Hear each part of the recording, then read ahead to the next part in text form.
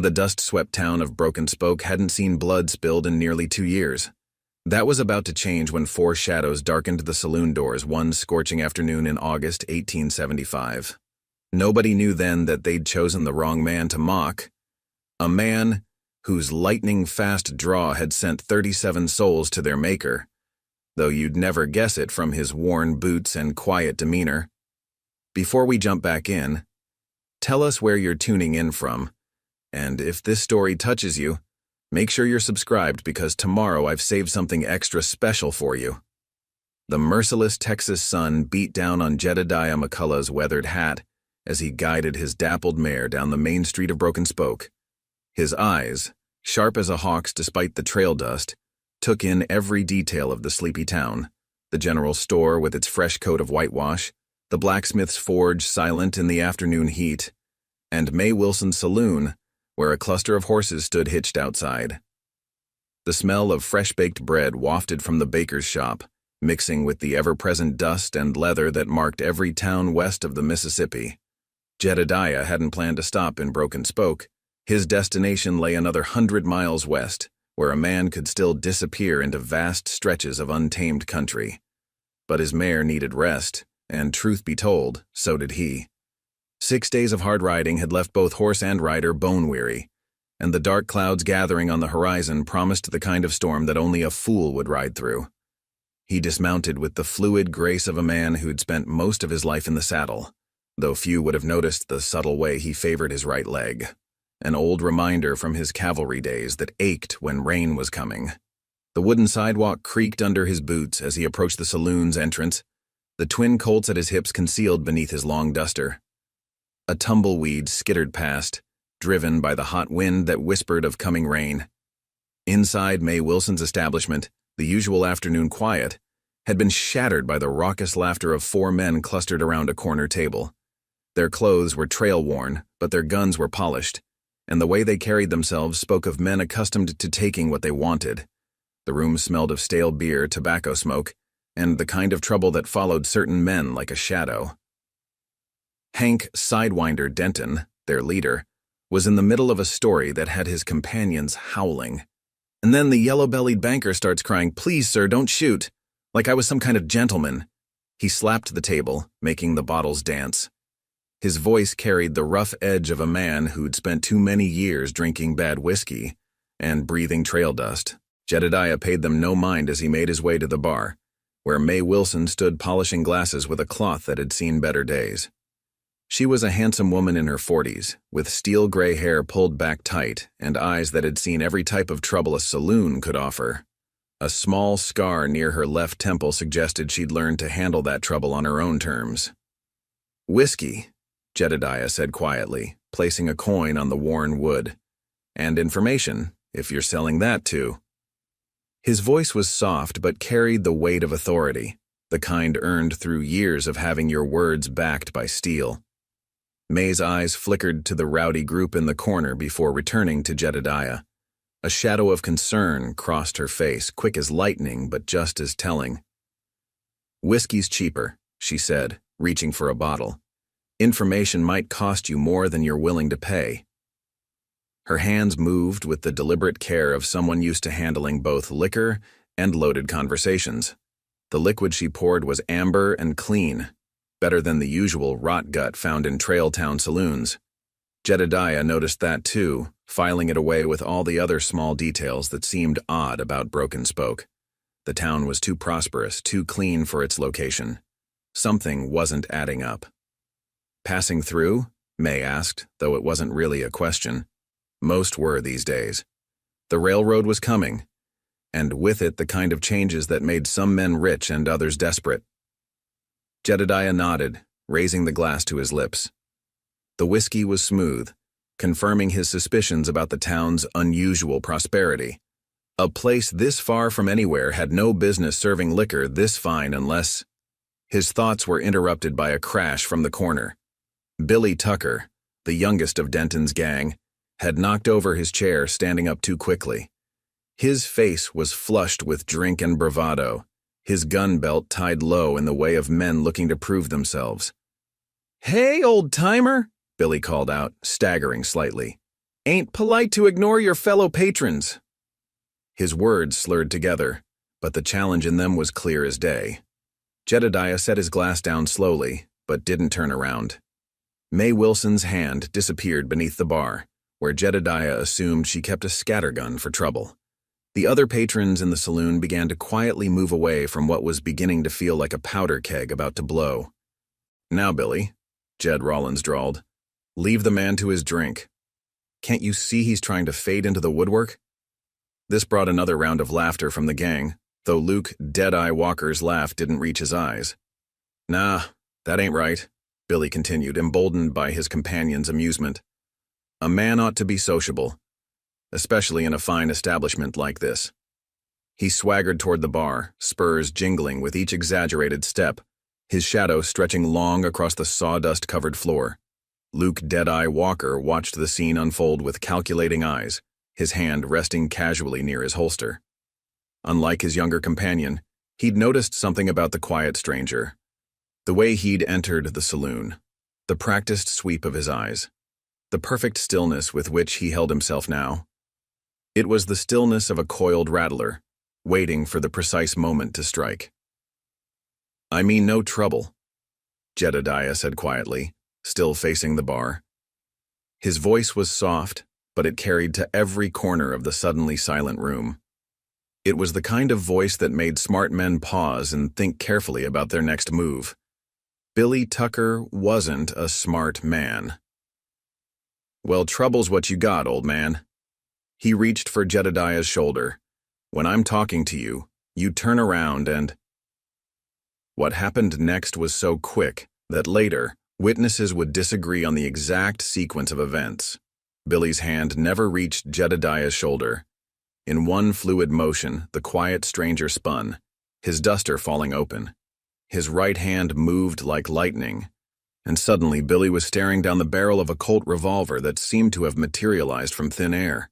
"Son," Jedediah said, his voice still quiet but carrying an edge that hadn't been there before, "I'm going to give you some free advice.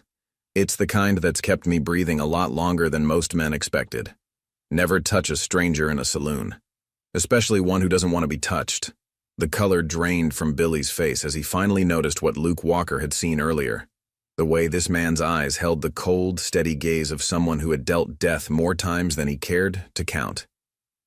In that moment, the only sound in the saloon was the distant rumble of thunder, promising a storm that would change everything in Broken Spoke. The tension in May Wilson's saloon could have been cut with a knife. Billy Tucker stood frozen, his young face caught between fear and wounded pride as he stared down the barrel of Jedediah's Colt. Adam's apple bobbed nervously above his dusty bandana, and a bead of sweat traced its way down his temple, leaving a clean line through the trail dust on his face. Behind him, his companions had gone quiet, but their hands had drifted closer to their weapons. The afternoon sun slanting through the windows cast long shadows across the sawdust-covered floor, like prison bars holding them all in place. The ceiling fan spun lazily overhead, its creaking rhythm matching the thundering pulse in Billy's ears. A half-empty glass of whiskey sat forgotten on the bar, the amber liquid catching the dying sunlight filtering through the dusty windows. Outside, storm clouds gathered ominously, turning the sky the color of a week-old bruise.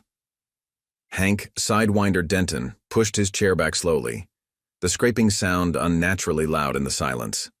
The floorboards groaned beneath his weight as he rose to his full height, a man accustomed to towering over others. "Now, friend," he said, his voice carrying the false warmth of a winter sun, "it seems to me you're overreacting to a mite. The boy meant no harm." But his eyes told a different story, the story of a man unused to being challenged, especially in front of his men. His silver spurs caught the light as he took a measured step forward, each jingle a warning bell in the tense atmosphere. May Wilson's hand remained beneath the bar, and her knuckles had gone white against the polished wood.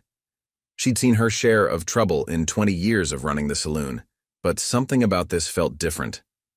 The few other patrons in the saloon had pressed themselves against the walls, leaving a clear space around the unfolding drama. They'd seen enough trouble in their lives to recognize the smell of death in the air. Old Tom Jenkins, the local farrier, was already inching his way toward the back door, his half-eaten meal abandoned on his table. Meant no harm? Jedediah's voice remained quiet, but there was something in it now that made the hair on the back of necks stand up. His words carried the weight of countless confrontations, each one etched into the lines around his eyes and the scars hidden beneath his duster.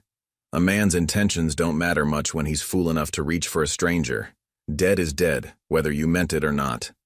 His gun hadn't moved a fraction of an inch, steady as a stone. The worn pearl grip seemed to glow with an inner light, a stark contrast to the blued steel of the barrel. Luke Deadeye Walker shifted his weight almost imperceptibly, trying to get a better angle. His reputation with a gun wasn't just barroom talk. He'd killed 7 men in fair fights, and considerably more in unfair ones. But Jedediah's peripheral vision caught the movement, and without taking his eyes off Billy, he said, "I wouldn't if I were you. Some days, a man's trigger finger gets mighty itchy when folks start dancing around behind him." The warning in his voice was clear as a rattler's buzz. Jed Rollins, who'd been quietly moving toward the end of the bar, froze in his tracks. The way this stranger had spotted Walker's movement without looking told him everything he needed to know about the kind of man they were dealing with. Rollins had served in the war, and he recognized the situational awareness that only came from years of watching for ambushes and checking corners for hidden enemies. "Listen here," Denton tried again, his false warmth beginning to crack like sun-baked mud. "We're all friends in here. How about we buy you a drink and we can forget this whole misunderstanding?" But his right hand had settled on his gun belt, fingers twitching near the hammer of his Remington. The nickel-plated weapon had claimed more than its share of lives, most of them men who'd been offered similar false friendships. Preparing and narrating this story took us a lot of time, so if you are enjoying it, subscribe to our channel. It means a lot to us. Now back to the story. A flash of lightning illuminated the saloon through the windows, followed by a low growl of thunder that seemed to shake the very foundations of the building. The storm was getting closer, mirroring the tension building inside.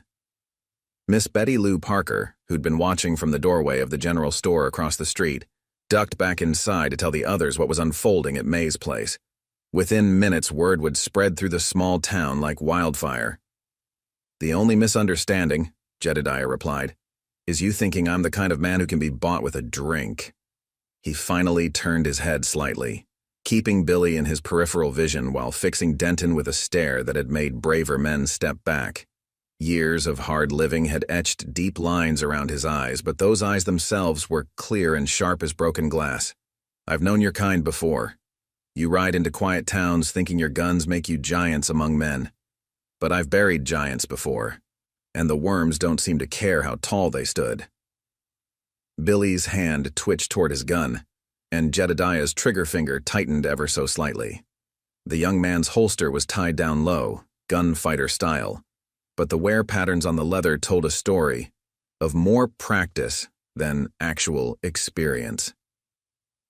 "Son," Jedediah said, "that would be your last mistake. You're fast, I'll grant you that, but I've been killing men since before you were weaned, and I ain't yet met the one who could beat me to the draw." "You're mighty confident for an old man," Denton sneered, his facade of friendliness completely gone now. A vein pulsed in his temple, and his voice carried the edge of a man unused to being defied. "4 against 1 ain't good odds, no matter how quick you think you are." His gang spread out slightly, each man finding their preferred position for what seemed increasingly inevitable.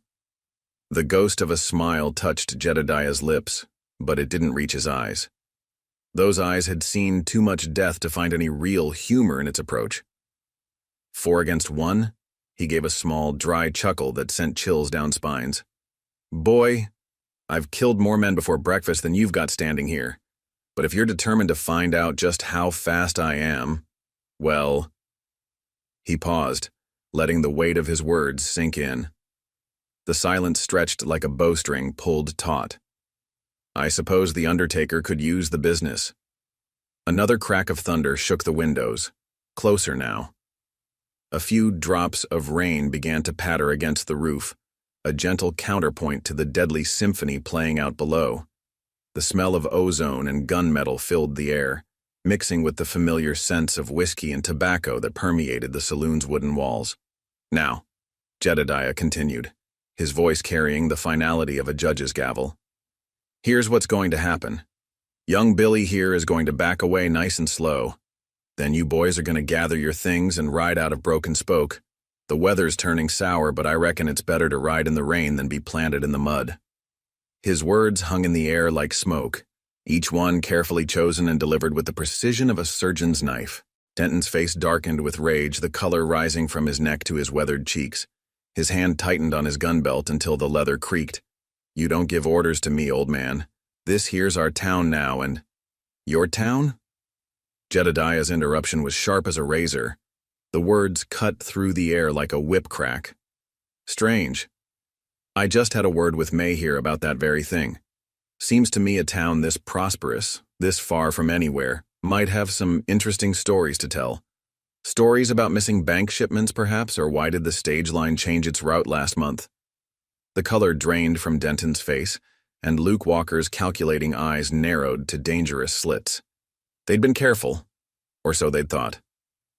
But something in the stranger's tone suggested he knew more than he should. The rain began to fall harder outside, drumming against the roof like distant hoofbeats, nature's own deadline for the drama unfolding beneath it. A heavy silence fell over the saloon as Jedediah's words about the missing bank shipments hung in the air. The rain outside had picked up its tempo, drumming against the roof like nervous fingers on a trigger. Through the water-streaked windows, the last rays of sunlight painted the room in shades of amber and blood. May Wilson's hand tightened on whatever lay beneath the bar, her weathered face a mask of carefully controlled fear. She'd suspected something wasn't right about Denton's gang when they'd first ridden into town 3 weeks ago, but suspicion was a far cry from certainty. The way they'd slowly taken control of Broken Spoke had been subtle at first. A few quiet conversations with the right people, some well-placed threats, and suddenly the town marshal had taken an extended leave of absence. "You talk too much, old man," Denton growled, his affected charm completely stripped away now. His hand hadn't moved from his gun, but his fingers had stopped their nervous dance. There was something more dangerous in their stillness. "Ain't healthy to spread rumors about folks you don't know?" Jedediah's smile grew a fraction wider, but his eyes remained cold as desert nights. "Rumors?" He shifted his weight slightly, the floorboards creaking beneath his boots. "Funny thing about rumors, they tend to follow certain paths. Like how the Wells Fargo stage changed its route right after you boys showed up, or how 3 bank shipments have gone missing between here and Fort Worth, all within a day's ride of Broken Spoke." Luke Walker's face remained impassive, but a muscle twitched in his jaw. His reputation as a gunfighter was well earned, but there was more to it than just speed. He was the planner, the one who worked out the timing of their robberies down to the minute. And now, this stranger was laying out their operations like he was reading from a ledger. "You seem awfully well informed for a man just passing through," Jed Rollins said, his voice carrying the lazy drawl of a rattler about to strike.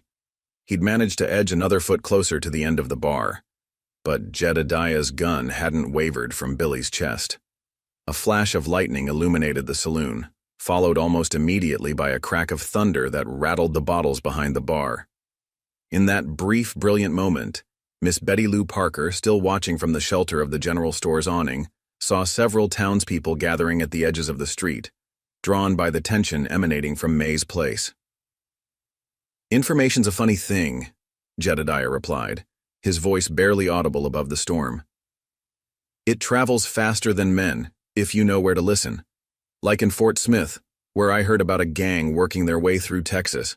4 men, led by someone calling himself Sidewinder, always hitting places just off the main routes, always a step ahead of the law." Billy Tucker's young face had gone from fear to confusion. He'd joined up with Denton's gang 6 months ago, drawn by the promise of easy money and adventure. But there were things about their operations he'd never been told, pieces of the puzzle that hadn't quite fit together until now. "Marshal Crawford in Fort Smith sends his regards, by the way." Jedediah continued, watching the color drain from Denton's face. He was mighty interested in the description I gave him of the men who robbed that army payroll last month. Seemed to think it matched a certain group he'd been tracking since the Oklahoma Territory. Denton's composure cracked like thin ice. "You're a lawman," he spat, the words tasting like poison in his mouth. His hand tightened on his gun, knuckles white against the worn leather of his holster. Jedediah corrected him softly. "Was a lawman. Texas Rangers before the war. These days I just try to mind my own business." His eyes flickered briefly to Make, then back to Denton. "But some things a man can't ignore, like when he rides into a town and finds wolves among the sheep." The rain hammered harder against the roof, and a gust of wind rattled the saloon's swinging doors. Doc Henry, Old Bones Sanders, had joined the growing crowd outside, his medical bag in hand. In 20 years of practicing medicine in frontier towns, he'd learned to read the signs of impending violence, as well as any tracker read trail signs. "You made a mistake coming in here alone," Luke Walker said, his voice carrying the cold certainty of a man who'd calculated the odds and found them in his favor. "Even if you're as fast as you claim, you can't watch all of us at once." A low chuckle escaped Jedediah's throat, but there was no humor in it. "Who says I came alone?" His words caused a subtle shift in the room, as 4 pairs of eyes darted briefly toward the windows. "You boys might want to take a look outside. Seems the good people of Broken Spoke have had enough of your hospitality." Through the rain-streaked glass, the gathering crowd was visible now. Sheriff Clayton Hawkins had appeared from somewhere, his badge catching what little light remained. Beside him stood Jasper Grizzly Miller, the old stablemaster's shotgun held casually but purposefully in his gnarled hands. "This changes nothing," Denton snarled, but there was a new edge of desperation in his voice. "By the time they get in here, you'll be dead," Jedediah finished for him, his tone matter of fact. "All 4 of you. Maybe you'll take me with you, maybe not. But ask yourself this: is whatever you've got stored away worth dying for?" The question hung in the air like gunsmoke. Billy Tucker's hand had begun to shake slightly, his youth and inexperience showing through the cracks in his gunfighter facade. Even Luke Walker's calculating expression had taken on a hint of uncertainty as he reassessed their situation. "Last chance," Jedediah said, his voice cutting through the sound of rain and thunder. "Walk away. Leave Broken Spoke to its rightful owners. Or don't." The threat in those last 2 words was as clear as the Colt in his hand. Outside, the storm reached its peak, nature's own backdrop to the drama unfolding within the saloon's walls. The moment stretched like a taut wire, ready to either snap or hold, with 4 lives hanging in the balance. The rain pounding against the roof of May Wilson's saloon seemed to match the heartbeats of every man inside. Lightning flashed again, and in that brief, stark moment, Hank Sidewinder Denton's face was a mask of conflicting emotions, rage warring with fear, pride grappling with survival instinct. His life of violence had taught him to read situations, to know when to push and when to fold, but he'd never backed down in front of his men before. "Time's running out," Jedediah said, his voice carrying over the storm's fury. The Colt in his hand remained steady, its worn pearl grip reflecting the dim lamplight. "I can see you thinking it through, Denton. Wondering if you're really as fast as you think you are. Wondering if your boys here will back your play or if they've got more sense than loyalty." Luke Walker's eyes narrowed at those words. He'd ridden with Denton for 3 years, pulled off 24 robberies without a single mistake. But there was something about this stranger that made his scalp prickle, the way he held himself, the cold certainty in his voice. Walker had killed his share of men, but this Jedediah, he carried death around him like a well-worn coat. Billy Tucker's young face was a study in confusion and fear. The glamour of the outlaw life that had drawn him in 6 months ago was crumbling like sand between his fingers. His gun hand trembled slightly, and sweat trickled down his temple despite the relative cool of the rain-swept afternoon. "You said you were a ranger," Jed Rollins spoke up, his voice carefully neutral. He'd served in the war, had seen enough killing to last several lifetimes. "What made you quit?" A shadow passed across Jedediah's weathered features. Same thing that makes most men quit. Saw too much, did too much. War has a way of changing a man's perspective on justice. His eyes never left Denton as he spoke. But some habits don't die, like knowing when a town's being bled dry by men who think their guns make them kings. May Wilson's hand had never left whatever lay beneath her bar, but her eyes were fixed on the scene before her. 20 years of running a saloon had taught her to read men like books, and everything about this situation screamed of impending violence. The few remaining patrons had pressed themselves flat against the walls, trying to become one with the woodwork. Outside, the crowd had grown larger despite the rain. Sheriff Clayton Hawkins had positioned himself near the saloon's front door, his deputies spreading out to cover the other exits. The town had endured 3 weeks of Denton's subtle tyranny, and the powder keg of resentment needed only a spark to ignite. "Might be we could come to an arrangement," Denton said finally, his voice struggling for its earlier smoothness and failing. "Way I see it, there's enough wealth in these parts for everyone to get their share. Man with your experience could be valuable to our operation." The ghost of a smile touched Jedediah's lips, but his eyes remained cold as mountain lakes. "Now, see? That's the kind of thinking that separates men like you from men like me. You look at a town and see something to take. I look at it and see something worth protecting." Another crack of thunder rattled the windows, and Billy Tucker jumped slightly, his spurs jingling against the wooden floor. The sound drew Jedediah's attention for a fraction of a second, not enough to be called a distraction, but enough for Luke Walker to see an opportunity. His hand moved like lightning toward his holster. What happened next seemed to unfold in slow motion for those watching. Without taking his gun off Billy, Jedediah's left hand whipped out his second Colt from beneath his duster. The movement was so fluid, so practiced, it looked more like a conjurer's trick than a gunfighter's draw. Walker's gun had barely cleared leather when Jedediah's bullet took him in the shoulder, spinning him around and sending his weapon clattering across the floor. The report of the shot was deafening in the confined space, mixing with the thunder outside until they were indistinguishable. "That was your demonstration," Jedediah said calmly, now holding 2 guns, one still trained on Billy, the other covering Denton and Rollins. "Next one goes someplace more permanent." Walker clutched his bleeding shoulder, his face a mixture of pain and disbelief. He'd prided himself on his speed, built his reputation on it, but this stranger had drawn and fired before he'd even gotten his gun up. "Luke!" Billy started to move toward his fallen companion, but Jedediah's voice stopped him cold. "Stay right where you are, son. Your friend there will live, provided he gets to Doc Sanders in time. But that depends entirely on what happens in the next few minutes." Rain continued to drum against the roof, and somewhere in the distance, lightning split the sky again. The smell of gunpowder mixed with the ozone from the storm, creating an atmosphere thick with tension and possibilities. Denton's face had gone the color of old parchment. The lightning-fast display of gunplay had shattered his remaining bravado like a mirror hitting stone. His eyes darted between his wounded friend, his terrified young protege, and the inexorable stranger, who held their lives in his steady hands. "Last chance," Jedediah said softly, but his voice carried to every corner of the suddenly silent saloon. "Walk away. Leave your guns, take your horses, and ride. The law will catch up to you eventually, but that's tomorrow's problem.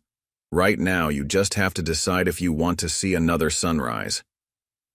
The moment stretched like taffy, thick with possibilities and pregnant with violence. Outside, the townsfolk waited in the rain, their patience wearing as thin as the last rays of daylight filtering through the storm clouds. Inside, 4 men stood at a crossroads, their fate balanced on the edge of a decision. Time seemed to freeze in May Wilson's saloon as Hank Sidewinder Denton stood at the crossroads of his life. The blood from Luke Walker's shoulder wound had begun to pool on the rough wooden floor, mixing with puddles of rainwater tracked in from outside. The wounded man's labored breathing punctuated the tension like a broken clock, marking seconds that stretched into eternity. May Wilson had seen her share of standoffs in 20 years behind the bar, but something about this one felt different. The air itself seemed charged with more than just the lightning outside. It crackled with the weight of decisions that couldn't be unmade. Her hand remained steady on the scattergun beneath the bar, though she knew in her heart it wouldn't be needed. One way or another, this would end with Jedediah's guns. "You're bleeding out, Luke," Jedediah said quietly, his dual Colts unwavering. "Doc Sanders is right outside. Probably already has his instruments laid out. He's got quite a reputation in these parts. Saved 3 men in the Mason County War who everyone said were goners." His eyes flickered briefly to the wounded man before returning to Denton. "But he can't help if you're dead." Billy Tucker's young face had gone pale as milk, his earlier bravado washed away like trail dust in the rain. He joined Denton's gang dreaming of adventure and glory, seduced by campfire tales of daring robberies and dramatic escapes. Now, watching Luke Walker's life seep into the floorboards, those dreams tasted like ashes in his mouth. "Shut up," Denton snarled, but his voice lacked its usual authority.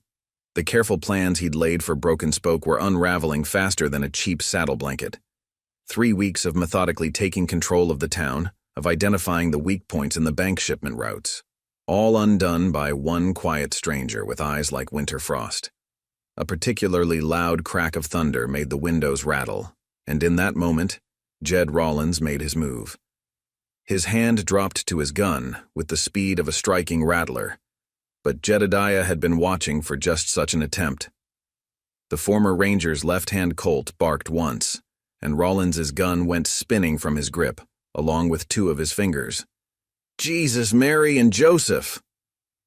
Rollins clutched his bleeding hand to his chest, his face gone gray with shock and pain. The severed fingers lay in the sawdust like discarded cigarette butts, a sight that had Billy Tucker retching in the corner. "That's 2 demonstrations," Jedediah said, his voice still carrying that terrible calm. "I really don't want to give a third. The undertaker in this town charges too much according to May here." Outside, the crowd had grown larger despite the deteriorating weather. Sheriff Clayton Hawkins had positioned men at every possible escape route, though from the way things were going, escape seemed less and less likely. Through the rain-streaked windows, faces could be seen pressing against the glass, watching the drama unfold like a theater show. "You don't understand," Denton said, and for the first time, there was something close to desperation in his voice. "We've got partners in this operation, important people, the kind who don't take kindly to their plans being disrupted." Jedediah's weathered face showed no reaction, but his eyes hardened slightly. "You mean Judge Morrison over in Fort Worth? Maybe State Representative Buchanan?" He allowed himself a small smile as Denton's jaw dropped. "Did you really think you were the first gang to try setting up operations with political protection? I've been hunting men like you since before the war, Denton. The corrupt officials always follow the same pattern." Luke Walker had managed to prop himself up against the bar, his good hand pressed against his wounded shoulder. The initial shock was wearing off, replaced by a pain that made his vision blur at the edges. But even through the haze of agony, he could see what Jedediah's words were doing to his boss. Denton's carefully constructed world was crumbling, and like all falling things, it would either crash or explode. "Those men." Denton's voice shook with equal parts fear and rage. "They'll hunt you down, they'll burn this town to the ground. You think you're doing these people a favor? You're signing their death warrants." A flash of lightning illuminated the saloon, casting harsh shadows across Jedediah's face. "You know what I think? I think you're stalling, hoping I'll get distracted, lose focus, give you the opening you need." His voice took on an edge of steel. "But while we've been having this conversation, federal marshals have been closing in on Judge Morrison's ranch. Probably there by now, actually.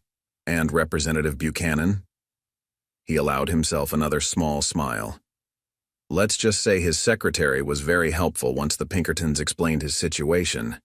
The color drained from Denton's face as the full implications of Jedediah's words sank in. This wasn't just some chance encounter with a former lawman. This was the culmination of a much larger operation, and they'd walked right into it. "No," Denton whispered, his hand inching toward his gun. "No, you're lying, trying to rattle us. Nobody could have—" "6 months of investigation," Jedediah cut him off.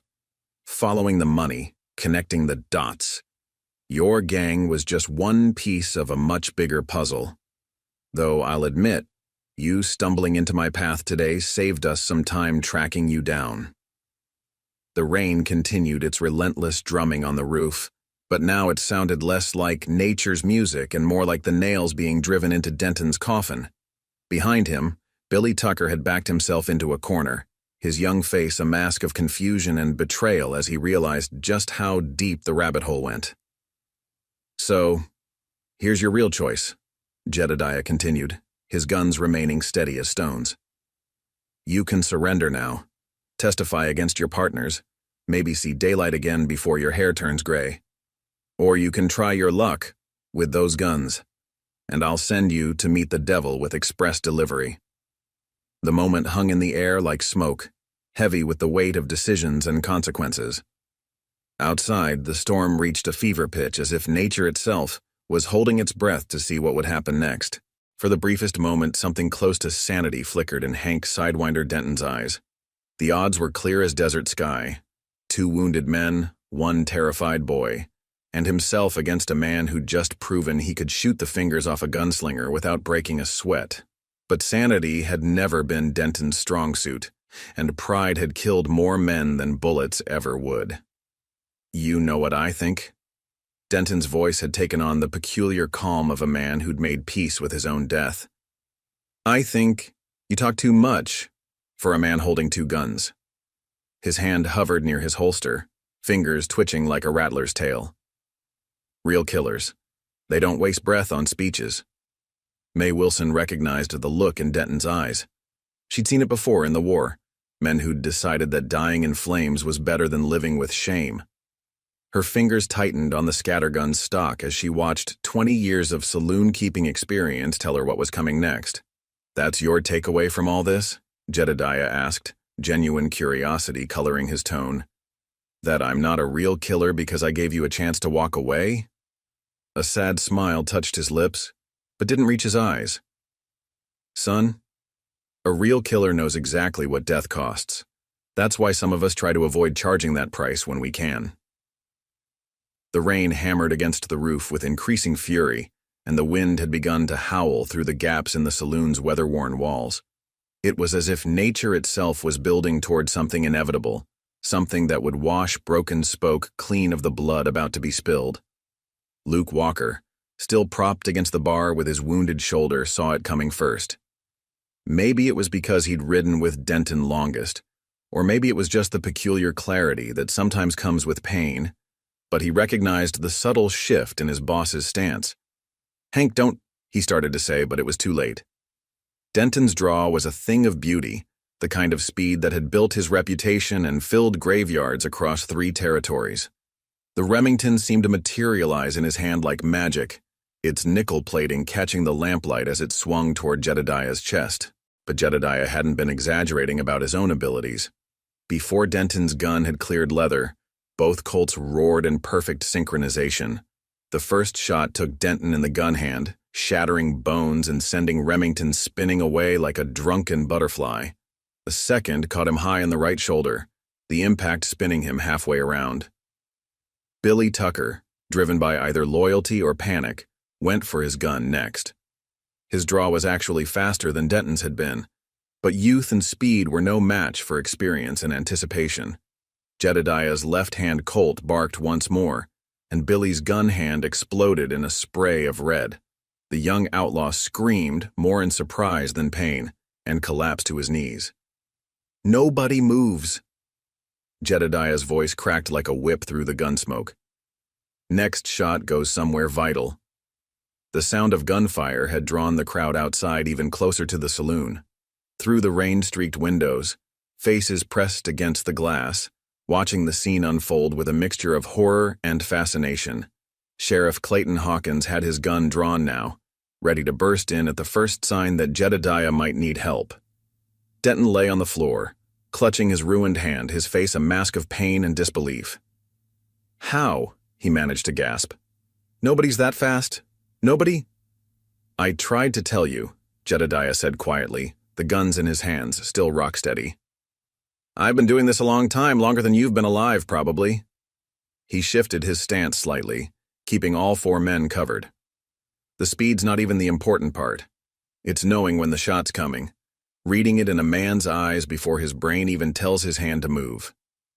May Wilson had finally removed her hand from beneath the bar, revealing not a scattergun, but an ancient Colt dragoon that looked like it had seen service in the Mexican War.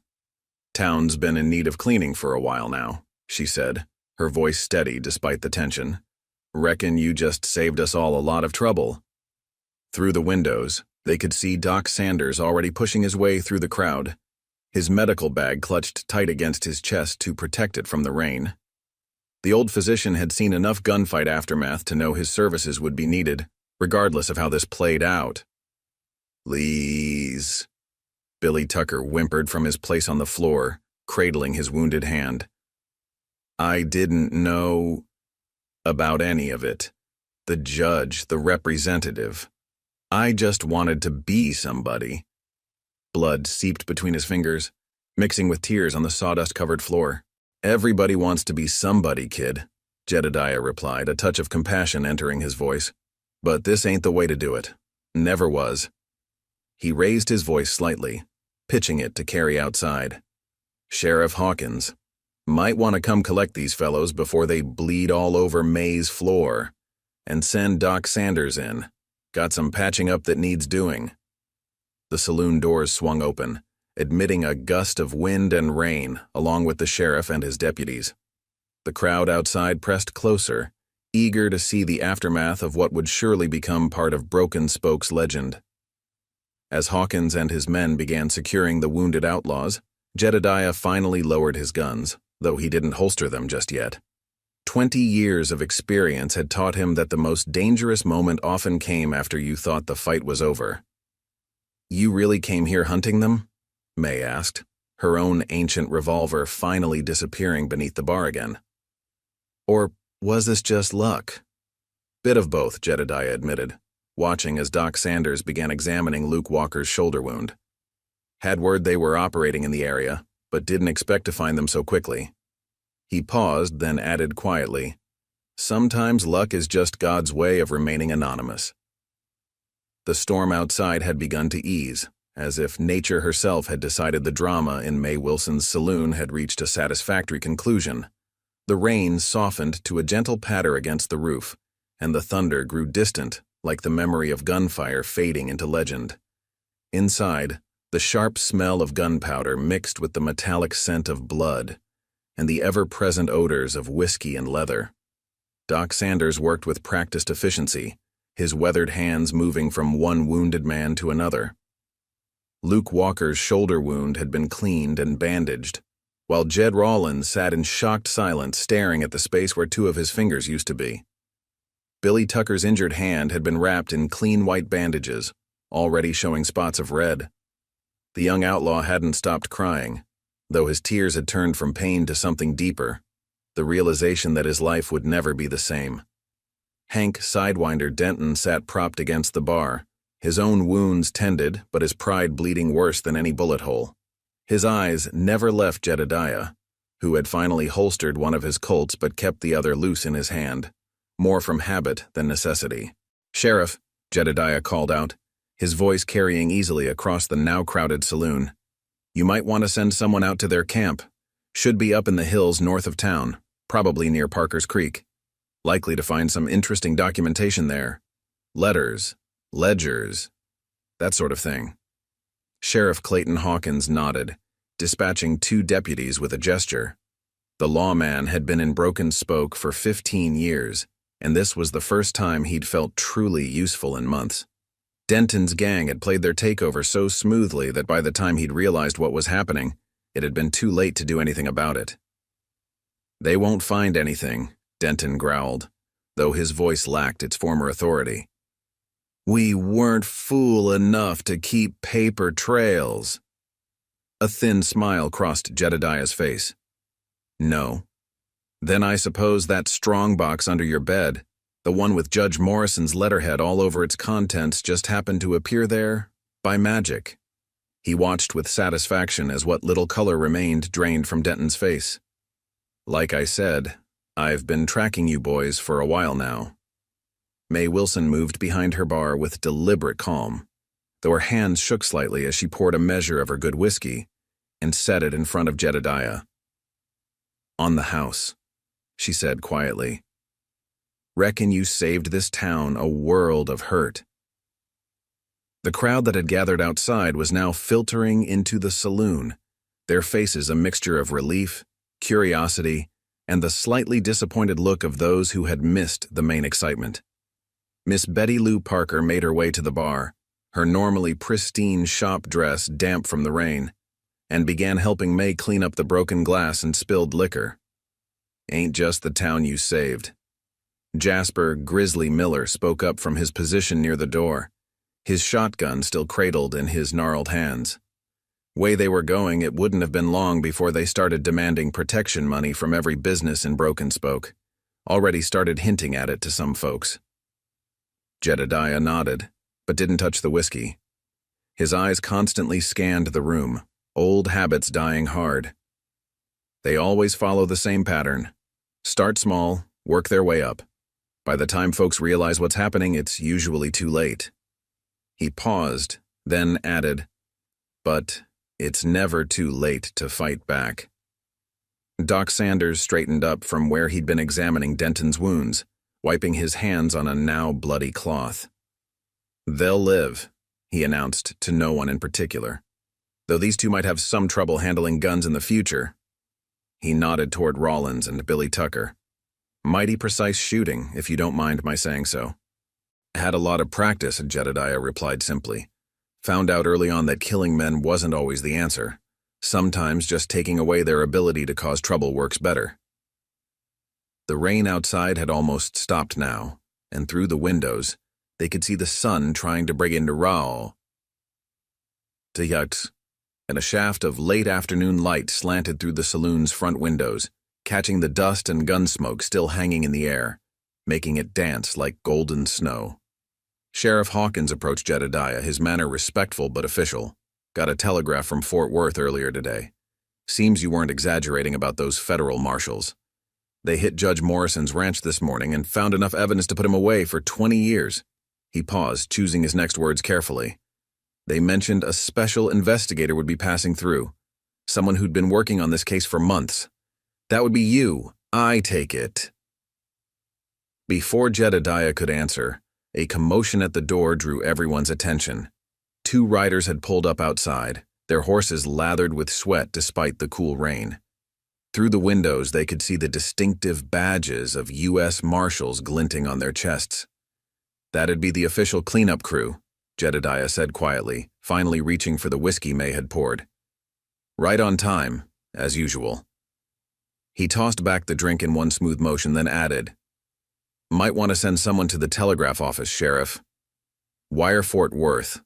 Let them know we've got some prisoners that need transporting. Special detention. They'll understand what that means." The assembled townsfolk watched as the marshals entered, their presence somehow making the whole afternoon's events seem more real, more official. This wasn't just some random act of frontier justice anymore. This was part of something bigger, something that would be written about in newspapers as far away as St. Louis and Chicago. "Are you really passing through?" May asked suddenly, her voice carrying a note of hope. "Or might you be persuaded to stick around a spell? Town could use a man like you." Before Jedediah could respond, one of the marshals approached, his face serious beneath his rain-soaked hat. "Sir," he said formally, "we've got news from Austin you need to hear. It's about Representative Buchanan." The mention of Representative Buchanan brought a subtle change to Jedediah's weathered features. His eyes, which had begun to show the first signs of relaxation, hardened again like winter frost. The marshal's expression told him all he needed to know. Whatever news had come from Austin, it wasn't good. "Let's take this outside," Jedediah said quietly, but Denton's harsh laugh interrupted him. "Not so keen to share information now, are you?" The wounded outlaw sneered, some of his old bravado returning. "Oh, what's wrong, lawman? Afraid your perfect plan might have some holes in it?" Jedediah turned slowly, fixing Denton with a stare that made the outlaw's smirk waver. "Son, you're already headed for a hanging. Don't make me expedite the process." His voice carried the kind of authority that could only come from decades of backing up threats with action. The rain had stopped completely now, though water still dripped from the saloon's eaves like tears. Outside, the setting sun had found gaps in the breaking clouds, painting the wet streets of Broken Spoke in shades of gold and crimson. Jedediah followed the marshal onto the boardwalk, leaving Sheriff Hawkins and his deputies to secure the prisoners. "Buchanan's gone," the marshal said without preamble, his voice low enough that only Jedediah could hear. "Someone tipped him off before we could make the arrest. Cleared out his office in Austin, emptied his accounts at 3 different banks. We found his secretary." The marshal paused, his face grim. "Well, let's just say she won't be providing any more testimony." A muscle twitches in Jedediah's jaw, the first real sign of emotion he'd shown since walking into May Wilson's saloon. "How long?" "Best we can figure, he's had about 12 hours head start. Already have men watching the ports in Galveston and the border crossings into Mexico, but—" The marshal shrugged helplessly. "Man like that, with his connections and resources? He'll have help," Jedediah finished the thought. "Probably had a bolt hole prepared, just in case. Men like him always do." He gazed out at the rain-washed street, his mind already working through the implications. "What about the documents? The ones linking him to the railroad land grabs?" The second marshal joined them, his boots squeaking slightly on the wet boardwalk. "Gone, along with everything else that could have proven his involvement. Without the secretary's testimony—" He left the sentence hanging. Inside the saloon, they could hear Doc Sanders still working on the wounded men, his quiet instructions mixing with occasional grunts of pain. The townsfolk had begun to disperse, heading home to share the afternoon's excitement with their families, already transforming reality into legend. "There's more," the first marshal said, glancing around to ensure they wouldn't be overheard. "We found something in Morrison's papers, letters suggesting this goes higher than just a corrupt judge and a crooked representative. There's talk of a senator being involved, maybe even someone in the governor's office." Jedediah absorbed this information in silence, his face unreadable. Finally, he said, "Denton and his boys, do they know anything about this higher connection?" "Hard to say," the second marshal replied. "They were just hired guns, probably kept in the dark about most of it. But they might have heard things, seen things. Which is why they need to make it to Fort Worth alive," Jedediah finished. His hand unconsciously moved to the grip of his Colt. "And why someone might prefer they didn't." As if to emphasize his point, a horse whinnied nervously from the hitching post, picking up on the tension in the air. The setting sun cast long shadows down the street, perfect cover for anyone wanting to ensure that certain secrets stayed buried. May Wilson appeared in the saloon doorway, her face showing concern. "Everything all right out here?" she asked, though her tone suggested she already knew the answer. "Just fine, ma'am," the first marshal replied automatically, but Jedediah raised his hand to stop him. "No, it's not," he said, quietly. "And these folks have earned the right to know what they might be dealing with." He turned to face May directly. "Broken Spoke might need to brace itself for more trouble.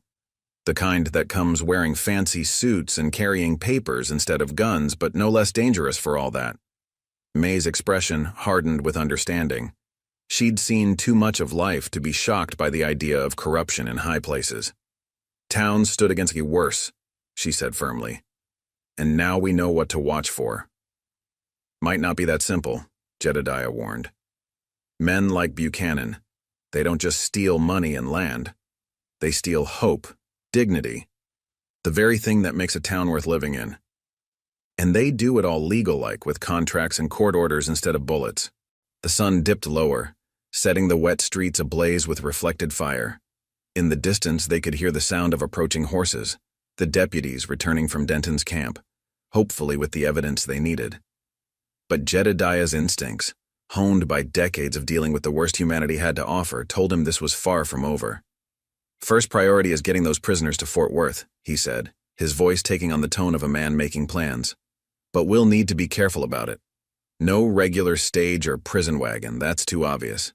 Need to make it look like we're just moving some drunks to the county jail. The marshals nodded, understanding the strategy. But May's next words brought them all up short. "Assuming they live that long," she said, nodding toward the darkening street. "Because unless my eyes are playing tricks, we've got company coming, and they don't look like they're here for the whiskey." The dying sunlight painted long shadows across Broken Spoke's main street as 6 riders approached from the south. They rode in a loose formation that spoke of military experience, their horses moving at an unhurried walk that somehow managed to convey more menace than a full gallop. The lead rider wore a black duster that seemed to swallow what remained of the day's light. Jedediah's hand hadn't moved to his gun yet, but his posture had changed subtly. The marshals noticed it, the way he shifted his weight onto the balls of his feet, how his arms hung loose at his sides, ready to draw at a moment's notice. It was the stance of a man who'd faced down death so many times they'd become old acquaintances. "May," he said quietly, "get back inside. Tell Sheriff Hawkins to move the prisoners to the back room, and make sure Doc Sanders has his kit ready. Something tells me he ain't done for the day." The saloon keeper nodded grimly and disappeared inside. Through the windows they could see movement as the townsfolk who remained inside began to sense the approaching danger. Sheriff Hawkins appeared in the doorway, his badge catching the last rays of sunlight. "Friends of yours?" the first marshal asked, his hand resting near his own weapon. "Doubt it," Jedediah replied, studying the approaching riders. "Way they're riding, way they're spaced out. These are professionals. Probably hired guns, but not your usual barroom bruisers." He paused, then added, "Military trained, if I had to guess. Confederate cavalry, maybe." The second marshal squinted into the setting sun. "How can you tell?" "Formation they're using. It's called a scattered column. Cavalry used it when approaching a potentially hostile position.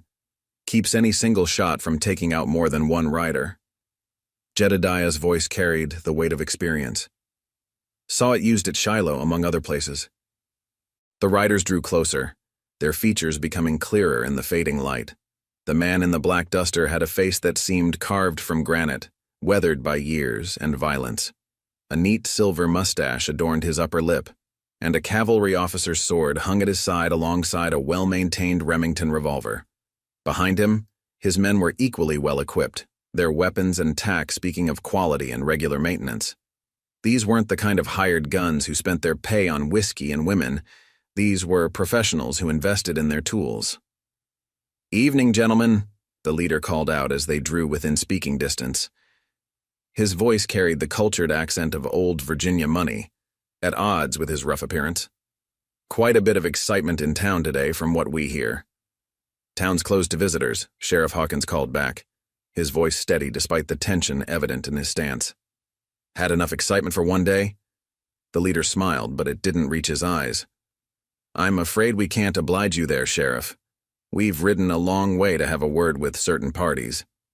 His gaze shifted to Jedediah. "You would be the one they call Swift Steel, I believe?" Former Texas Ranger, now working as a special investigator. Jedediah didn't respond immediately, taking time to study each of the riders in turn. Their guns were holstered, but their hands rested comfortably near them. Their horses, despite the long ride suggested by their dust-covered appearance, were still fresh enough for quick action if needed. "You seem to have me at a disadvantage," he finally said, his voice carrying across the now silent street. "You know my name, but I don't know yours." "Colonel James Blackwood, formerly of the 7th Virginia Cavalry," the leader replied with a slight bow. "These days I provide security consultation for various interested parties, one of whom is very concerned about recent events in this region." Inside the saloon they could hear the sounds of prisoners being moved, accompanied by muffled cursing from Denton. The sun had nearly set now, painting the clouds in shades of purple and crimson. In the growing darkness, lamplight began to spill from the saloon's windows, creating pools of yellow illumination on the wet street. "Security consultation," Jedediah repeated thoughtfully. That's a fancy way of saying hired gun, ain't it, Colonel? Though I suspect your rates are considerably higher than Mr. Denton and his associates commanded. Blackwood's smile widened slightly, showing teeth that gleamed in the fading light. Let's dispense with the verbal sparring, shall we? My employer is willing to be generous, far more generous than whatever the federal marshals are paying you. Name your price. Not for sale, Jedediah replied simply. Everyone has a price, Mr. McCullough, even men of principle. The colonel's voice hardened slightly. And if money won't motivate you, perhaps we should discuss certain events in your past? The real reason you left the Rangers, for instance. The two marshals tensed at this, but Jedediah's expression never changed. You've done your homework, Colonel, but if you'd done it thoroughly, you'd know threats won't work either. Then perhaps we should discuss the safety of this charming little town. Blackwood's gaze swept the street, taking in the watching faces in windows and doorways. It would be a shame if anything were to happen to it. Fires can start so easily in these dry conditions, despite today's rain. The threat hung in the air like gunsmoke. Behind Jedediah, Sheriff Hawkins had been joined by several deputies, their hands hovering near their weapons. The evening stage was due soon, and any violence would put innocent passengers at risk. One last time, Blackwood said, his voice carrying the finality of an ultimatum. Step aside. Let us take the prisoners. Everyone lives, everyone profits, and this unfortunate business can be concluded without further bloodshed. The street had grown so quiet, they could hear the creak of leather as riders shifted in their saddles. Somewhere in the distance, a dog barked, the sound seeming unnaturally loud in the tension-filled silence. A cool evening breeze stirred the dust in the street, carrying with it the lingering scent of rain and gunpowder from the earlier confrontation. Through the saloon windows, May Wilson watched the scene unfold, her hand once again resting on the ancient dragoon beneath her bar. She'd survived the war, survived 20 years of running a saloon in frontier towns, and she wasn't about to let some fancy-talking ex-Confederate colonel threaten her town. Around her, the remaining townsfolk had positioned themselves near windows and doors, makeshift weapons at hand. This was their home, and they'd fight for it if they had to. The evening stage could be heard in the distance, its approaching wheels adding another layer of complexity to an already volatile situation. Jedediah knew that whatever was going to happen needed to happen fast. Innocent passengers couldn't be caught in the crossfire of what was looking more and more like an inevitable confrontation. The evening air had grown thick with tension, heavy as a wool blanket in summer. Colonel Blackwood sat his horse with the easy grace of a man born to the saddle, his black duster rippling slightly in the cool breeze. Behind him, his men had subtly adjusted their positions, spreading out to cover more of the street while maintaining their disciplined formation. You're making a mistake, Colonel, Jedediah said quietly, his voice carrying easily in the still air. Whatever they're paying you, it ain't worth dying for. Those prisoners are going to Fort Worth, and the truth about this whole operation is coming out one way or another. Blackwood's silver mustache twitched in what might have been amusement. The truth? My dear Mr. McCullough, the truth is whatever the history books say it is. And history books are written by men with power and money, not by dead heroes. Inside the saloon, Doc Sanders had finished tending to the wounded prisoners and now stood near the back door, his medical bag packed but close at hand. He'd seen enough gunfights to know this confrontation wasn't going to end with just words. Sheriff Hawkins had positioned his deputies strategically, 2 guarding the prisoners, 3 covering the windows, and 2 more on the roof of the general store across the street. Maybe so, Jedediah conceded, his hands still loose at his sides. But I reckon even dead heroes serve a purpose. They remind folks that some things are worth dying for.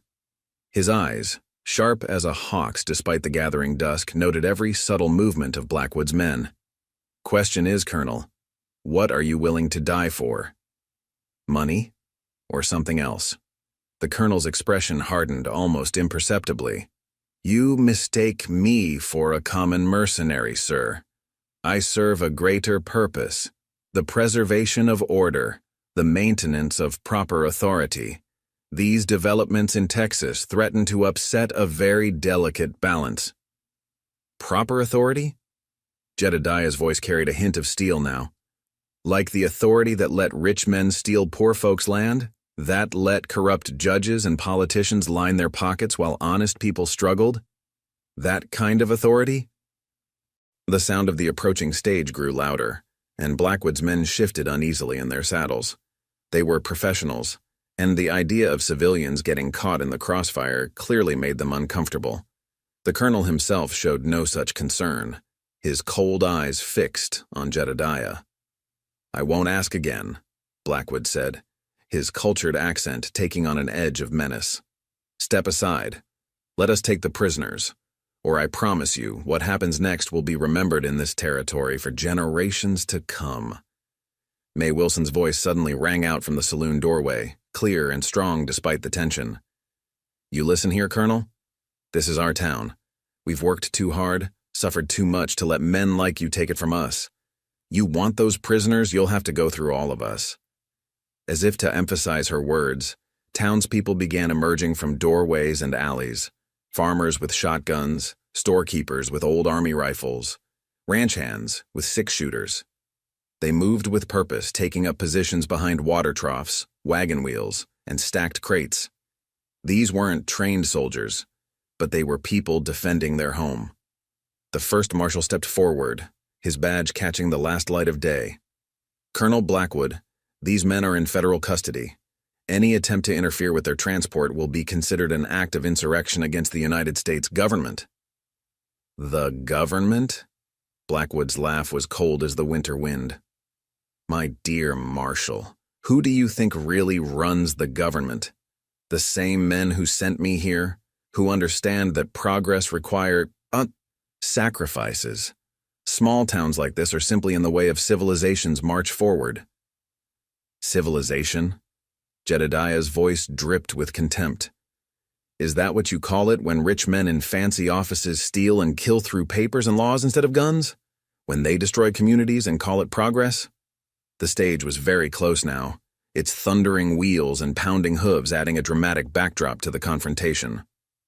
Blackwood's men had begun to spread out further, seeking better firing positions, but the townspeople matched their movements, refusing to give ground.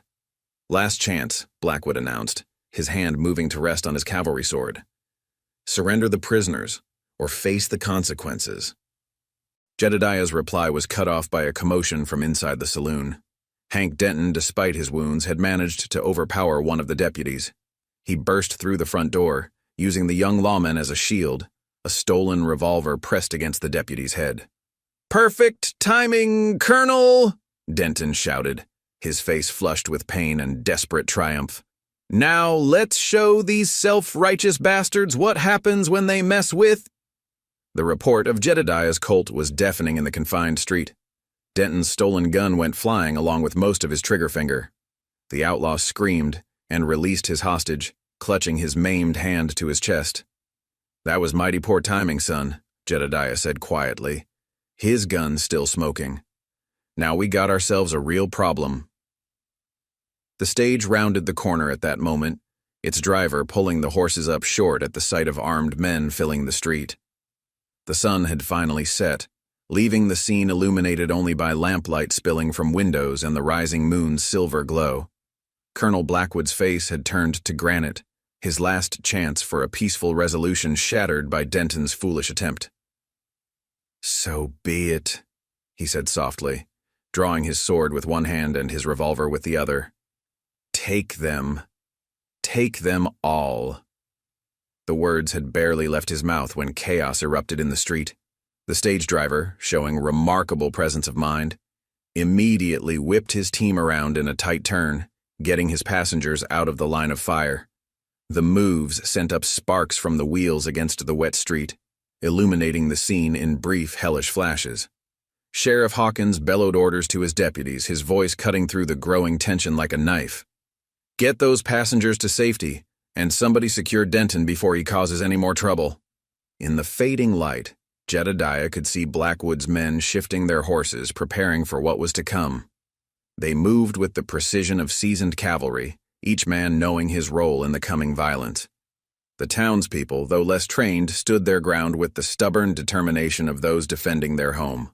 "Your move, Colonel," Jedediah said quietly, his voice somehow carrying over the chaos. "But remember, whatever happens next, you started it. And I'll make sure that's what the history books say, assuming any of us are left to write them." The first shot came from somewhere above. One of Blackwood's men had spotted a deputy on the roof of the general store and decided to eliminate the threat. The bullet sparked off the tin roof, missing its target, but shattering the last fragments of peace in Broken Spoke. What followed was nothing like the quick, clean gunfights depicted in dime novels.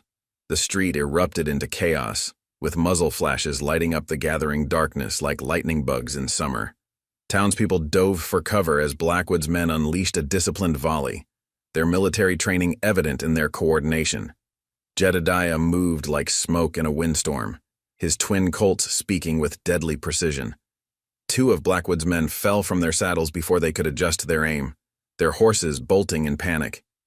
The colonel himself had wheeled his mount behind a water trough, his sword gleaming in the lamplight as he shouted orders to his remaining men. "Get to the saloon." Mae Wilson's voice cut through the gunfire, directing townspeople to safety. She stood in the doorway, the ancient dragoon in her hands now, providing covering fire with surprising accuracy. "Doc Sanders, get ready. We're going to have more work for you."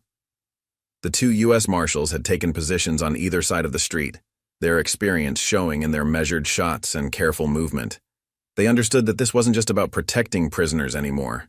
This was about defending the very concept of law and order against those who would corrupt it. Inside the saloon, Billy Tucker had pressed himself into a corner, his wounded hand forgotten in the face of greater terrors. Luke Walker, despite his shoulder wound, had managed to drag himself behind an overturned table, watching the battle unfold through pain-clouded eyes. Jed Rollins lay unconscious, the shock of his lost fingers finally overtaking him. "Circle around," Blackwood commanded, his cultured accent giving way to the sharp tones of a cavalry officer. "Flank them through the alley. Johnson, take the high ground." But the townspeople had lived in Broken Spoke all their lives, and they knew every nook and cranny of their home. When Blackwood's men tried to move through the alley beside the blacksmith's shop, they found Jasper Grizzly Miller waiting with his shotgun. The old stablemaster's aim hadn't suffered with age. Two more of the colonel's men went down, clutching wounds that would keep them out of the fight. Sheriff Hawkins orchestrated the town's defense with the skill of a man who'd spent years preparing for just such a moment. His deputies had positioned themselves strategically, creating crossfire zones that made any movement by Blackwood's remaining men a dangerous proposition. "You're losing men, Colonel," Jedediah called out, his voice carrying over the sporadic gunfire. "Whatever they're paying you, it ain't worth watching the rest of your boys die." A bullet whined past his head in response, chipping stone from the wall behind him. Blackwood had traded his sword for a second revolver, and he was proving to be as deadly with firearms as his reputation suggested. "This is bigger than money, McCullough. Some things need to stay buried." The stage had managed to turn around completely and was now thundering back the way it had come, carrying its passengers to safety. But the sound of its departure was replaced by new hoofbeats approaching from the north, the deputies returning from Denton's camp. "Got what you asked for," one of them shouted, waving a leather satchel. "Found it right where you said it'd be." Blackwood's reaction to this news was immediate and violent. "Take them down," he roared, all pretense of refinement gone. "Get that satchel at all costs." The battle intensified, with bullets flying thick as summer mosquitoes, windows shattered, wood splintered, and the air filled with gun smoke and the shouts of men. Doc Sanders had set up a makeshift aid station in the back of the saloon, already treating the first casualties of the fight. Miss Betty Lou Parker proved herself more than just a shopkeeper, organizing a group of women to reload weapons and tend to the wounded.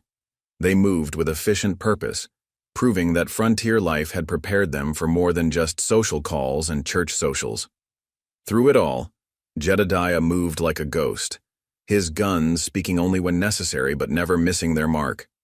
He'd seen enough battle to know that victory often went not to the side with the most men or the best weapons, but to those with the strongest will to prevail. Your men are down or dying, Colonel, he called out during a lull in the firing. You've lost your advantage. Surrender now, and we'll see you get a fair trial. The night had fully descended now, with muzzle flashes providing brief, stark illumination of the scene. The moon had risen, casting silver light that transformed the battlefield into something almost ethereal. In that light, they could see Colonel Blackwood rising from behind his cover, both guns held ready. Fair trial? The colonel's laugh was as harsh as breaking glass. You still don't understand, do you? There won't be any trials. There won't be any justice. The people I work for, they don't allow loose ends. As if to emphasize his point, more hoofbeats could be heard approaching from the south. Reinforcements, answering Blackwood's earlier signal. The decisive moment of the battle was approaching, and everyone in Broken Spoke could feel it. Sheriff Hawkins's voice carried over the sound of approaching riders. Whatever comes next, we stand together. The townspeople answered with a ragged cheer, their determination undiminished by the prospect of facing fresh enemies. May Wilson appeared at Jedediah's side, the dragoon steady in her hands. Well, looks like you brought some excitement to my quiet little town after all. Sorry about that, he replied, not taking his eyes off Blackwood. But sometimes quiet ain't what a town needs. Sometimes you need to remember how to fight. The approaching hoofbeats grew louder, their rhythm matching the pounding hearts of everyone in the street. The townsfolk checked their ammunition, sharing what they had left among themselves like a family sharing their last meal. They had come together in a way that only shared danger could inspire, proving that the spirit of the frontier was alive and well in Broken Spoke. Whatever happens next, Jedediah said softly, though his voice carried to those nearby, remember that you all chose to stand when you could have run. That's something they can't take from you, no matter how this ends. Blackwood's silhouette against the rising moon seemed to grow more ominous as he prepared for what would surely be the final act of this deadly drama. His remaining men gathered around him, their weapons gleaming in the moonlight, ready for one last attempt to complete their mission. The thunder of approaching hooves grew louder, echoing off the buildings of Broken Spoke like rolling drums before a battle. Colonel Blackwood's thin smile grew wider with each passing second, his confidence bolstered by the promise of reinforcements. But something in Jedediah's steady stance made him pause. The former ranger showed no sign of concern at the approaching riders. You hear that, McCullough? Blackwood called out, his cultured accent tinged with triumph. That's the sound of your noble last stand coming to an inglorious end. My men will sweep this street clean, and by morning Broken Spoke will be nothing but ashes and memories. May Wilson's grip tightened on her ancient dragoon. We've weathered worse than you, Colonel. Indians, bandits, drought, and disaster, this town doesn't break easy. The hoofbeats were nearly upon them now, accompanied by the jingle of cavalry equipment. Blackwood raised his hand, preparing to signal his remaining men for one final assault before their reinforcements arrived. The moonlight caught the silver buttons on his black duster, making them shine like stars. But when the riders finally appeared at the end of the street, they weren't what anyone expected. Leading the column was a familiar figure in a dust-covered Union Army uniform, Captain Marcus Reynolds of the Texas Rangers, a man Jedediah had telegraphed 3 days ago when he first caught wind of Denton's connection to bigger things. "Evening, folks," Reynolds called out, his voice carrying the authority of both law and military command. "Hope we're not too late to join the party." Behind him, 24 Rangers and U.S. Marshals spread out across the street, their rifles gleaming in the moonlight. The change in Blackwood's expression was almost worth the price of admission. His confident smile crumbled like a sandcastle in a storm, replaced by the cold calculation of a man reassessing his odds. His remaining men shifted uneasily in their saddles, looking to their leader for direction. "Appears the reinforcements weren't for you after all, Colonel," Jedediah said quietly, but his voice carried in the sudden silence. "Captain Reynolds has been mighty interested in this case, especially after we found those documents in Judge Morrison's safe, the ones with your signature on them." Sheriff Hawkins and his deputies had begun moving forward, using the distraction to secure better positions. The townspeople followed their lead, tightening the noose around Blackwood and his remaining men. Even Doc Sanders had emerged from the saloon, though he kept to the shadows, ready to tend any new casualties. "It's over, Colonel," Captain Reynolds announced, dismounting with practiced ease. "We've got Morrison in custody, Buchanan's bank accounts frozen, and enough evidence to hang everyone involved in this land-grabbing scheme. Only question is whether you want to add resisting arrest and murder to the charges." Blackwood's response was as sudden as it was violent. His revolver seemed to materialize in his hand as he spurred his horse forward, firing at Jedediah with deadly accuracy. But the former ranger hadn't survived countless gunfights by being slow. He dove and rolled, coming up with both Colts blazing. The street erupted once again into chaos. Blackwood's remaining men, seeing their leader commit to one final desperate gambit, opened fire on both the townspeople and the newly arrived lawmen. The night air filled with gun smoke, and the sharp crack of rifles mixing with the deeper boom of shotguns. "Take them alive if you can," Reynolds shouted above the din. "We need their testimony." Jedediah and Blackwood had ended up behind opposite sides of an overturned wagon, their gun battle becoming a personal duel within the larger firefight. The colonel's military training showed in every move, but Jedediah's experience in close-quarter combat proved equally deadly. "You don't understand what you're destroying," Blackwood called out between shots. "The railroad's coming, progress is coming. Small towns like this, they're just kindling for the fire of civilization." "Civilization?" Jedediah's reply was punctuated by careful shots that kept the colonel pinned down. "Civilization ain't about destroying the small to benefit the mighty. It's about protecting those who can't protect themselves." Around them, the battle was turning decisively in favor of the law. The rangers and marshals, working in concert with the townspeople, had already captured or wounded most of Blackwood's remaining men. But the colonel himself fought on with the desperate energy of a man who knew the gallows awaited him if he surrendered. A stray bullet had knocked over one of the street lamps, and the spilled oil had caught fire, casting wild shadows across the battlefield. In this hellish illumination, Miss Betty Lou Parker led a group of townswomen in dragging wounded men to safety, their courage matching any shown by the armed combatants.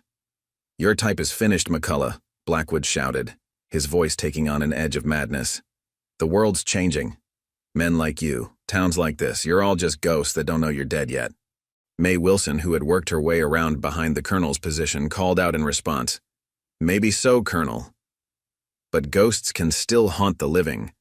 Her ancient dragoon roared, the heavy ball taking Blackwood's hat clean off his head and convincing him to keep down. The fire from the broken lamp had begun to spread, turning the street into a maze of light and shadow. Through the smoke and chaos, Jedediah could see Captain Reynolds organizing his men for a final push. The net was closing and Blackwood was running out of both ammunition and options. "Last chance, Colonel," Jedediah called out, his voice steady despite the mayhem surrounding them. "Surrender now. Testify against your employers, and maybe you'll see daylight again before they put you in the ground. Fight on, and I guarantee you won't see another sunrise." Colonel Blackwood's answer came in the form of gunfire, his remaining bullets sparking off the wagon behind which Jedediah had taken cover. The spreading fire from the broken lamp had turned the street into an inferno of shadow and flame, transforming Broken Spoke's main street into something resembling a scene from Dante's Vision of Hell. "You want me?" Blackwood shouted, his cultured accent completely gone now, replaced by the raw voice of a man with nothing left to lose. "Come and get me." With that, he broke from his cover, firing as he ran not toward escape, but toward the saloon where the original prisoners were still held. Jedediah recognized the colonel's intent immediately. If he could reach Denton and the others, he could either silence them permanently or use them as hostages. Either way, it would mean more bloodshed, more death in a night already too full of both. "He's heading for the prisoners." Jedediah's warning carried over the chaos, spurring both lawmen and townspeople into action. But the burning oil had created a barrier of flame across part of the street, limiting their ability to intercept the colonel. May Wilson, still positioned near the saloon's side entrance, understood the danger immediately. She rushed inside, her ancient dragoon at the ready, preparing to defend her establishment one last time. Through the windows, they could see her organizing the few people inside to form a last line of defense. Captain Reynolds and his rangers tried to maneuver for clear shots, but Blackwood's mad dash had been well planned. He used the smoke and confusion to his advantage, making it impossible to fire without risking innocent lives. The few bullets that did find their way toward him seemed to pass through his duster without effect, as if the night itself was protecting him. "Like I said," Blackwood called out as he reached the saloon's porch, "history is written by the victors."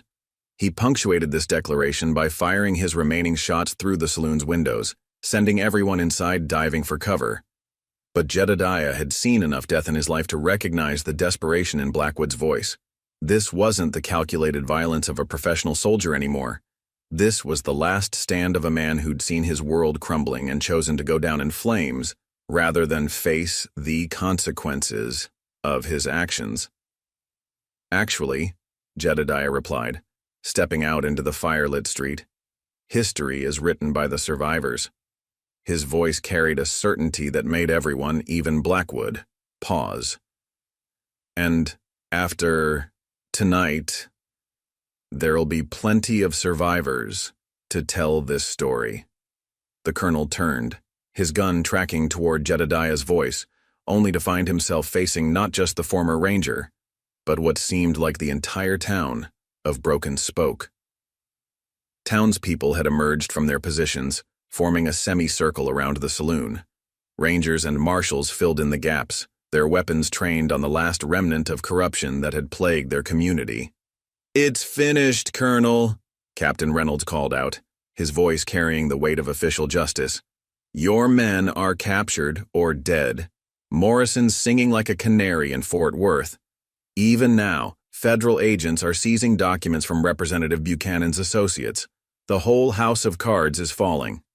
Inside the saloon, they could hear Doc Sanders speaking quietly but firmly to the wounded prisoners. "Don't even think about it, Mr. Denton. You've lost enough blood tonight without adding to it." Blackwood stood on the porch, his black duster rippling in the heat from the nearby fires. The silver buttons caught the light, making him look almost ghostly in the hellish illumination. His guns were empty. Everyone could tell by the way he held them, but somehow that made him seem more dangerous, not less. "You think this ends with me?" He laughed, the sound harsh as breaking glass. "There will be others. There will always be others. Progress cannot be stopped by one town's futile resistance." "Maybe not," Jedediah acknowledged, taking another step forward. "But tonight ain't about stopping progress. It's about teaching men like you that there are some things that can't be bought, some people who won't be bullied, and some lines that shouldn't be crossed."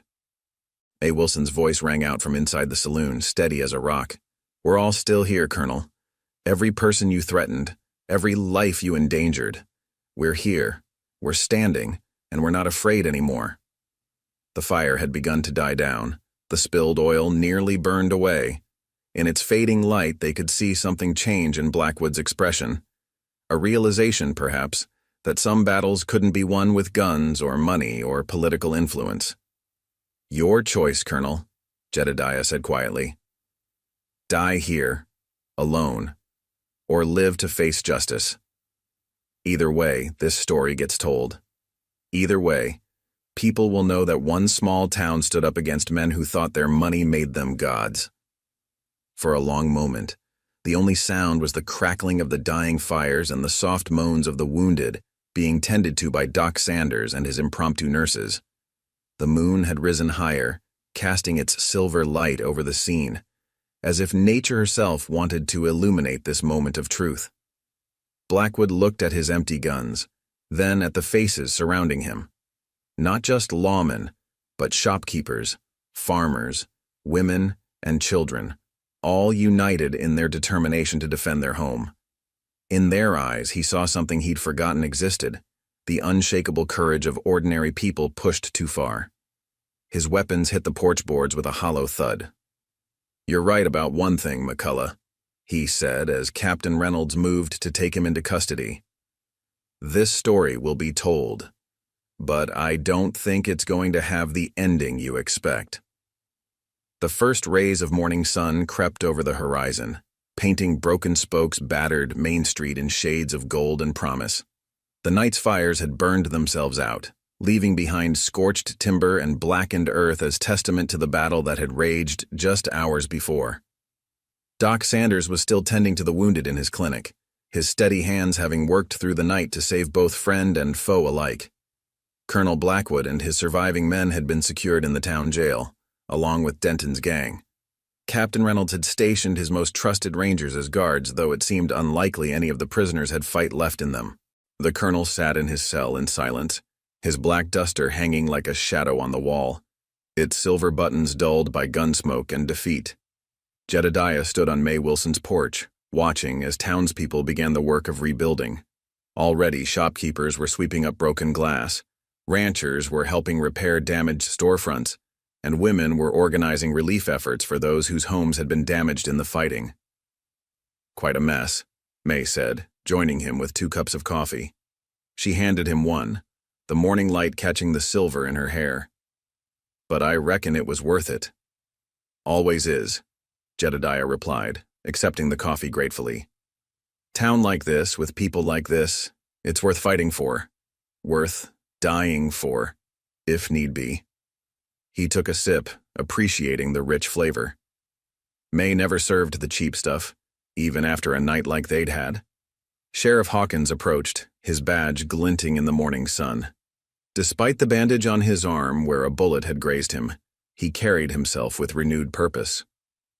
"Just got word from Fort Worth," he announced. "Federal marshals found Buchanan trying to board a ship in Galveston.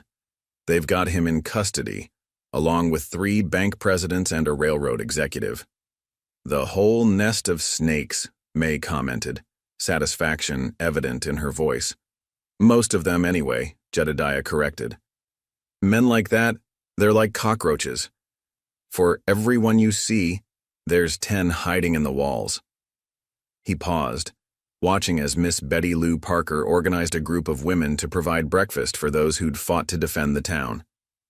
"But maybe next time they'll think twice about which towns they try to push around." Captain Reynolds joined them, his uniform still dusty from the night's action. "The prisoners will be transported to Fort Worth this afternoon. We've got enough evidence now to put most of them away for life." He turned to Jedediah with a slight smile. "The Rangers could use a man like you back in the service. The offer is still open." Jedediah shook his head, his eyes on the rising sun. "Appreciate it, Captain. But those days are behind me. Sometimes a man needs to know when to hang up his badge and let younger folks take up the fight." "And what about you?" May asked, something unspoken in her question. "Will you be moving on, now that the excitement is over?" Before he could answer, Jasper Grizzly Miller's voice rang out from down the street. "Found something interesting in Denton's saddlebags." The old stablemaster was waving a packet of papers. "Looks like maps of every stage route and railroad survey from here to the territory." "Better add those to the evidence," Captain Reynolds called back, but Jedediah's attention had shifted to something else. A group of children had emerged from their homes playing in the street, as if nothing had happened. Their laughter carried on the morning breeze, a reminder of what they'd really been fighting for. "You know," he said slowly, "I've been wandering a long time, seeing a lot of towns fighting a lot of battles that needed fighting." He turned to May, seeing the hope in her eyes. "Maybe it's time to find out what it's like to fight for just one place, to put down some roots." Sheriff Hawkins cleared his throat. "Town could use a deputy who knows his business. Pay ain't much, but it comes with a house on Cedar Street. Previous owner won't be needing it, seeing as he turned out to be working with Blackwood's bunch." The sun had fully risen now, its light touching every corner of Broken Spoke, chasing away the last shadows of the night's violence. Down the street, Doc Sanders emerged from his clinic, tired but satisfied that all his patients would live. Billy Tucker, his hand bandaged but his young face showing the first signs of wisdom earned the hard way, was helping an old woman repair her broken window. Might be that every town needs someone who remembers, Jedediah said thoughtfully. Someone who knows the difference between real progress and the kind that comes at the end of a gun. He turned to May, a smile touching his weathered features. And your coffee is better than most. May's answering smile was like the dawn itself. Well then, guess I better keep a pot warm. Never know when some fool's going to try starting trouble in a quiet town. The morning stage arrived right on schedule, bringing mail, passengers, and news from the outside world. But the passengers who stepped down found something unusual. A town standing tall, its people united, its spirit unbroken. They found a place where ordinary folks had stood their ground against forces that would have destroyed them, and in standing, had become extraordinary. Welcome to Broken Spoke, Jedediah heard May telling a newly arrived family, pride evident in her voice. Don't let the bullet holes fool you, this here's a peaceful town. We just remind folks of that fact from time to time. And so the sun rose fully on a new day in Broken Spoke, Texas.